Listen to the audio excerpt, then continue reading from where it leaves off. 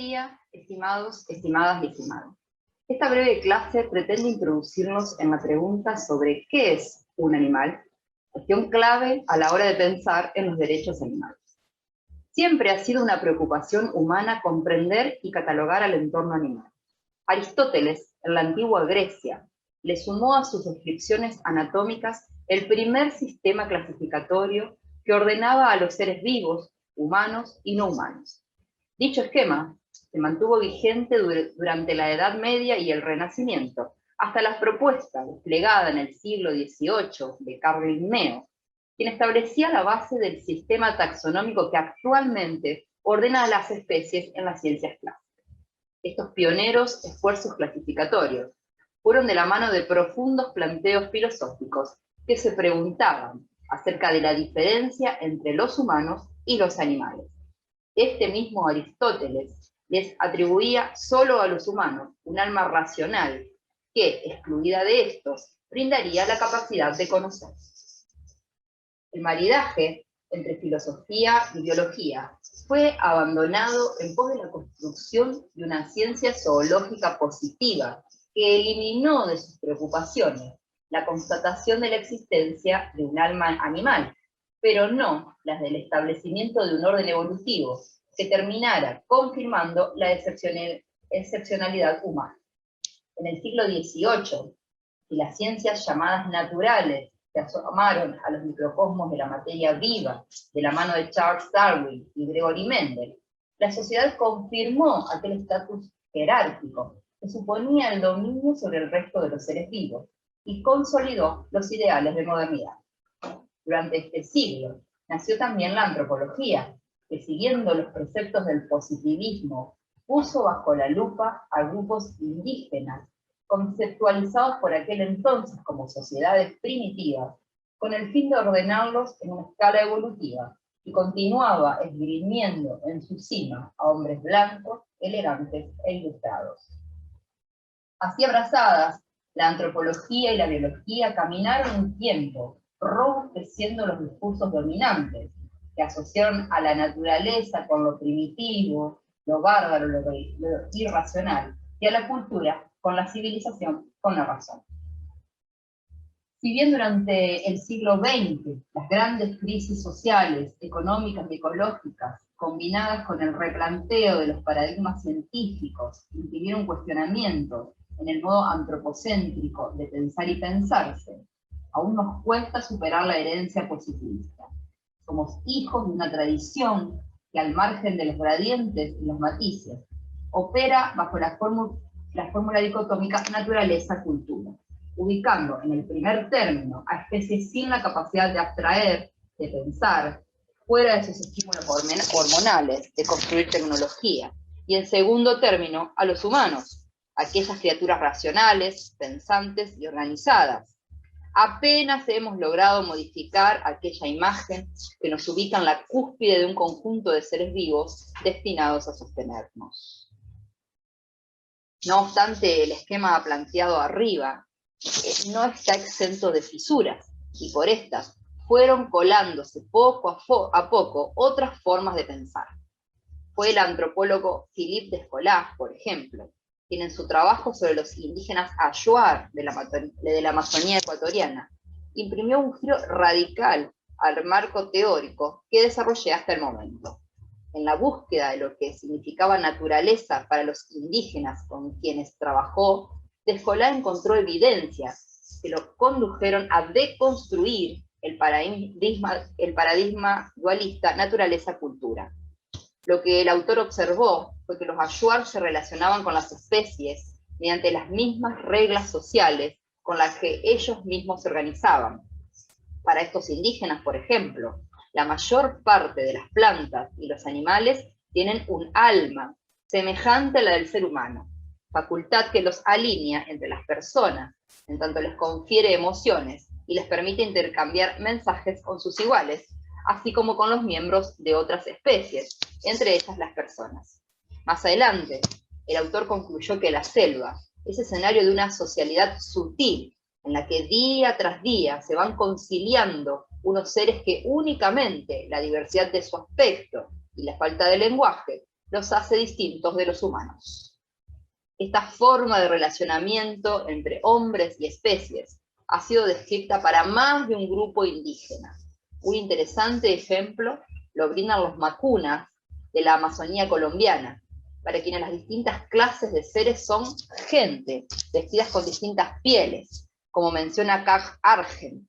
Para el antropólogo, en la cosmología de los macuna, la disyunción radical tan característica del pensamiento occidental entre naturaleza y cultura, hombres y animales, se disuelve. Esta muy breve síntesis persigue dos propósitos. Por un lado, evidenciar el carácter construido que tiene la naturaleza y su contracara la cultura, como el mismo Descola nos recuerda. Se supone que solo los humanos tienen una identidad significativa, ya sea individual, como la mente o la capacidad de simbolizar, o colectiva, como las culturas.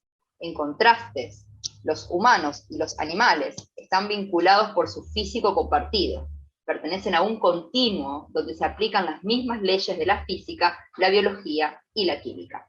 En segundo lugar, estas continuidades y discontinuidades que el autor nos recuerda y caracterizan al mundo moderno y al pensamiento occidental, no es un modo generalizado de relacionamiento. Otros colectivos claman por la incorporación de los animales y otros no humanos al devenir social, diluyendo a su paso toda forma posible de naturaleza.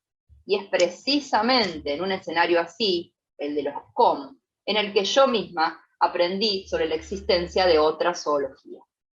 Los COM conforman un colectivo indígena integrado por históricos habitantes del Gran Chaco sudamericano, una vasta región que se halla delimitada por los ríos Paraná y Paraguay al este, por la precordillera de los Andes al oeste, por los llanos de Chiquito y la meseta del Mato Grosso hacia el norte, y por la cuenca del río Salado hacia el sur.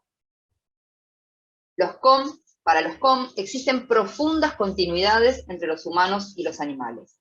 Particularmente, todos los existentes son semejantes respecto a sus iki'i, noción que suele traducirse como alma, condición que les permite tener aptitudes para significar, comunicar, reflexividad, capacidad de acción, intencionalidad.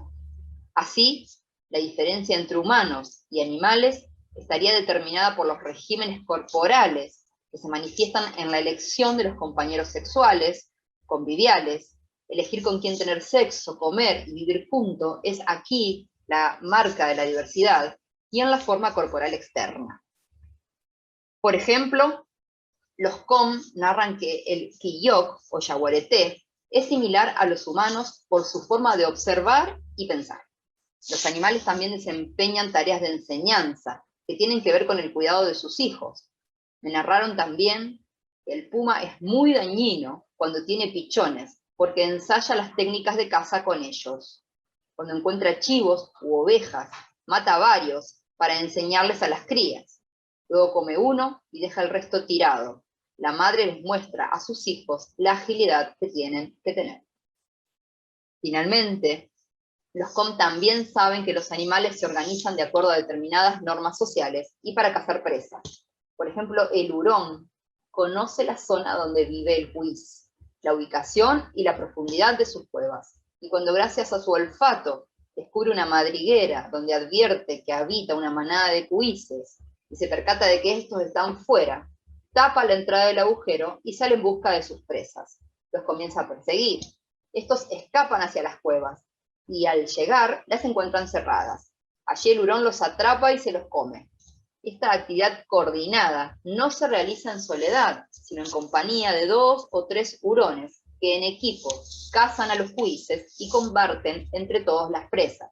Comen juntos, como lo hacen los COM, experimentando así lo que se define como una comensalidad animal. En resumen, los animales que pueden ser inteligentes, traicioneros, dañinos, pícaros, curiosos o porfiados, se vinculan con otros animales, con los humanos y con los no humanos, como los dueños o jefes de las especies, los guardianes del monte o del río, a través de relaciones que van desde el compañerismo, la amistad y el cuidado, hasta la peligrosidad y la agresión. Dichas particularidades pueden ser examinadas como eventos de antropomorfización de los animales, es decir, como una lectura del comportamiento animal a la luz de características y cualidades humanas. No obstante, de acuerdo al punto de vista indígena, tanto los humanos como los no humanos pueden desplegar dichos comportamientos debido a poseer un ilkiri o alma. Ante la presencia de tales analogías, nos preguntamos, ¿hay algo que difiere a los humanos de los animales? Y volvemos a subrayar. Si bien es cierto que los aspectos que definen a la animalidad y a la humanidad convergen de acuerdo a la forma de vivir y al pensamiento común, y determinan que la relación entre humanos y animales sea una entre sujetos, esto ocurre en un contexto donde los animales declaman un derecho propio y no el que les otorgan los humanos. Tal como reflexiona el antropólogo Joao Viana, las mascotas y el resto del conjunto de animales en las sociedades occidentales son como si fueran humanos para los humanos, que son sus dueños, y esta relación es la que impide que estos animales posean un sí mismo, podríamos decir incluso un derecho propio, sustentado en un punto de vista particular y no en el que les otorgan las personas. En dichos contextos, los animales están impedidos de construir mundos con todo lo que un mundo propio significa, y son incorporadas a la sociedad moderna, incluso haciéndose cargo de las proyecciones de Occidente. Al respecto, es de público conocimiento que en los escenarios jurídicos actuales se han recorrido procesos en pos de otorgarles derechos a ciertos animales, como por ejemplo a la orangutana Sandra. Estos sujetos de derecho, no obstante, han sido involucrados en procesos propios de nuestro moderno derecho humano, sin tener la posibilidad de desplegar sus propias leyes consuetudinarias, por más grotesco que esto les esté sonando. En cambio, cuando nos asomamos a las cosmologías indígenas, donde humanos y animales desarrollan legítimamente sus propias experiencias subjetivas, el escenario está coprotagonizado y es mediado por la posibilidad de una comunicación intersubjetiva humano-animal. En conclusión, si bien es urgente avanzar en materia de derecho animal, otorgándoles dicha posibilidad a quienes excluimos del beneficio de lo humano, también es menester comenzar a ablandar nuestros propios límites en pos de experiencias intersubjetivas con otros más que humanos, que nos aproximen a formas más genuinas de derechos multiespecies, para lo que aprender de los ejemplos de sociedades indígenas es clave. Muchas gracias, espero que hayan disfrutado este texto, gracias por la escucha y quedo atenta a sus dudas e inquietudes.